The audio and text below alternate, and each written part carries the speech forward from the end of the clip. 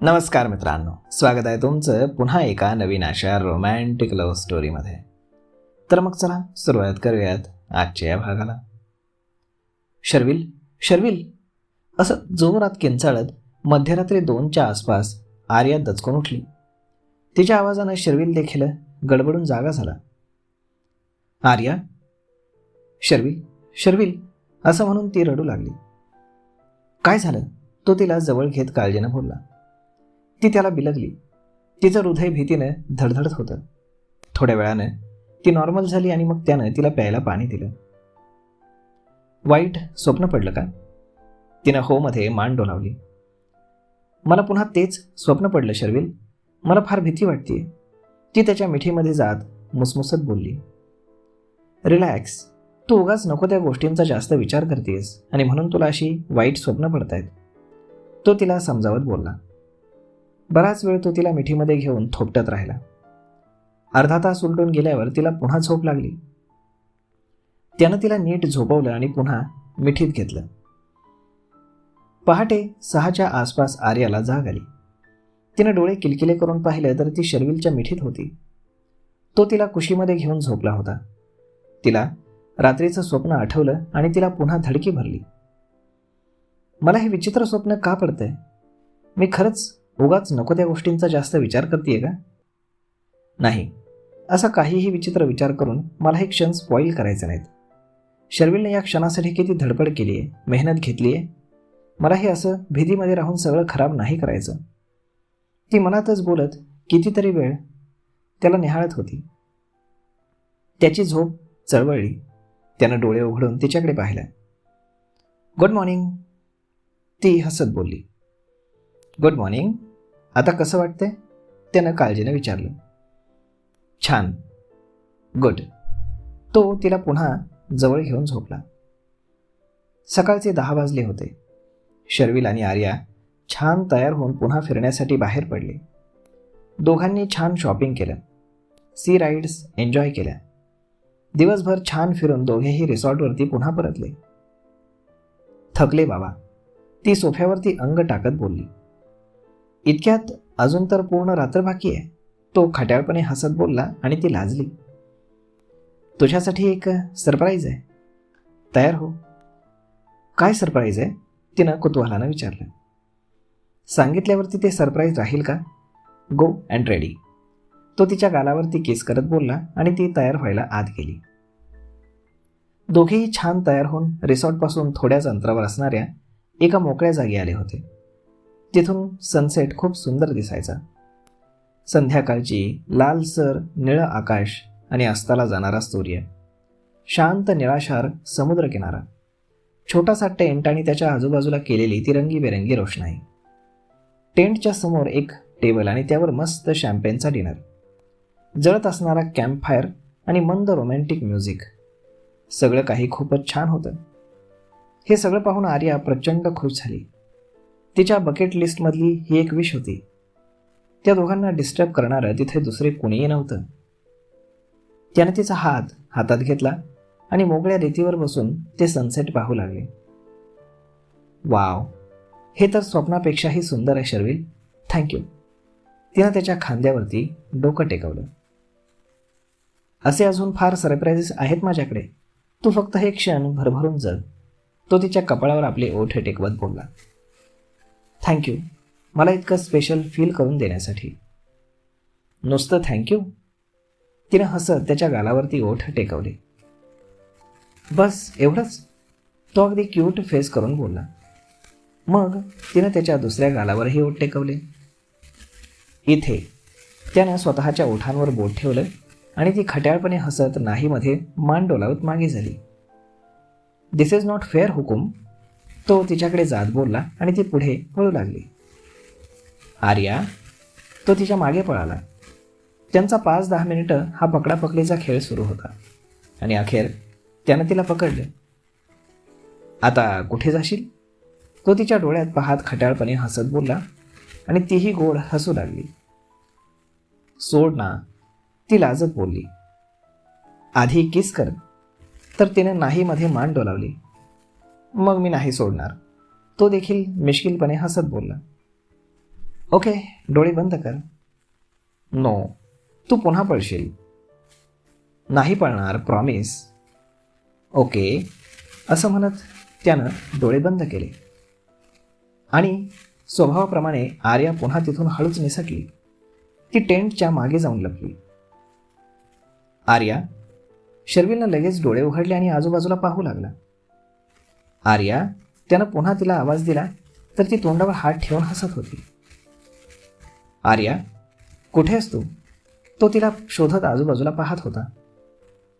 Arya please यार, तो थोडासा चिडत बोलला आणि आर्या त्याला परेशान होताना पाहून तोंडावर हात ठेवून हसत होती.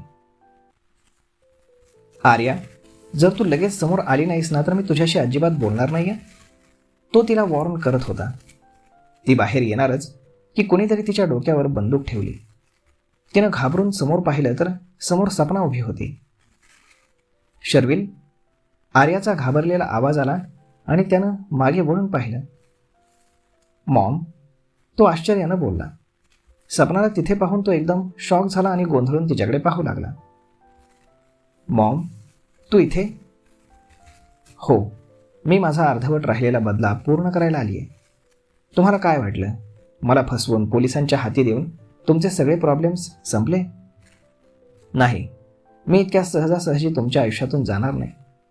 धोका दिलास तुम्हाला. माझ्या विरोधात असणारे पुरावे तू त्या आरंभाला दिलेस आणि मला जेलमध्ये पाठवण्यास भाग पडलं.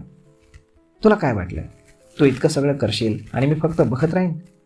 तू जेव्हा माझ्याशी गद्दारी केलीस ना त्याच वेळी ठरवलं होतं की तुला देखील चांगला धडा शिकवायचा. मेंटल हॉस्पिटलमध्ये दिवस रात्र मी तुमच्याशी कसा बदला घेऊ हाच विचार मी करत होते. आज माझा दिवस आहे. बाजी माझ्या हातात आहे. सपना अतिशय रागानं बोलत होती. मॉम, तुझा दोषी मी आहे ना? आर्याला सोड. तिनं तुझं काय बिघडवलं आहे? मला हवी आहे ती, आणि तुला जी शिक्षा हवी आहे ती मला दे. शिक्षा तुलाच मिळणार आहे शर्विल. अशी शिक्षा ज्यामुळे तू आणि आरंभ पूर्णपणे कोलमडून जाल. ही आर्या तुमच्या दोघांचाही जीव की प्राण आहे ना? हिचा जीव घेतला तर तुम्ही दोघे आपोआप मराल. ते म्हणतात ना, एक घाव आणि दोन तुकडे. मॉम प्लीज, असं काही करू नकोस. आपण शांतपणे बसून बोलू. शर्विल हळूहळू सपनाच्या जवळ येत बोलला. Don't move Sharvil. माझ्या जवळ येण्याचा प्रयत्नही करू नकोस. आज काहीही झालं तरी मी या मुलीला सोडणार नाही. आर्याच्या केसाला जरी धक्का लागला ना तर यावेळी मी तुला सोडणार नाही सपना. तेवढ्यात आरंभाचा रागानं भरलेला आवाज आला. तेच तिथे 4-5 बलाढ्य बॉडीगार्ड आले आणि त्यांनी सपनाला घेरलं. आरंभला तिथे पाहून सपना अजूनच चिडली. बाबासा, आर्या त्यांना पाहून बोलली. आर्याला सोड सपना, तू काही करू शकत नाहीस. आरंभ शांतपणे बोलला. मला काहीही करायची गरज नाही आरंभ. फक्त या गनचा ट्रिगर प्रेस करायचा आहे आणि खेळ खाल्लास. सपना हसत बोलली. बरं झालं तूही इथे आहेस. आता तुझ्या डोळ्यासमोर मी तुझ्या मुलीचा माझ्या या हाताने जीव घेईन आणि तू मला रोखू शकणार नाहीस. काहीही झालं तरी आज मी माझा बदला पूर्ण करणार. तुझ्या आजूबाजूला पहा सपना, तू इथून जिवंत जाऊ शकत नाहीस. आरंभ मुद्दाम तिला बोलण्यामध्ये गुंतवत बोलला. मला माझी फिकीर नाही आरंभ जडेजा. मला फक्त माझा बदला पूर्ण करायचा आहे. मला माहीत आहे कायद्याने मला फाशी होणार आहे. त्यामुळे मी अजून कितीही गुन्हे केले तरी शिक्षा तीच राहणार. सपना आणि आरंभ यांचं बोलणं सुरू असतानाच आरंभने शर्विलला खुणावलं आणि शर्विलनं सपनाला धक्का देऊन आर्याला जवळ ओढून घेतलं. या गडबडीत सपनाच्या बंदुकीतून गोळी सुटली आणि हवेमध्ये आवाज आला. आर्या घाबरून शर्विलला घट्ट बिलगली. आरंभच्या माणसांनी लगेचच सपनावरती बंदूक ताणली आणि सपनानं घाबरून हात वर केले. No please.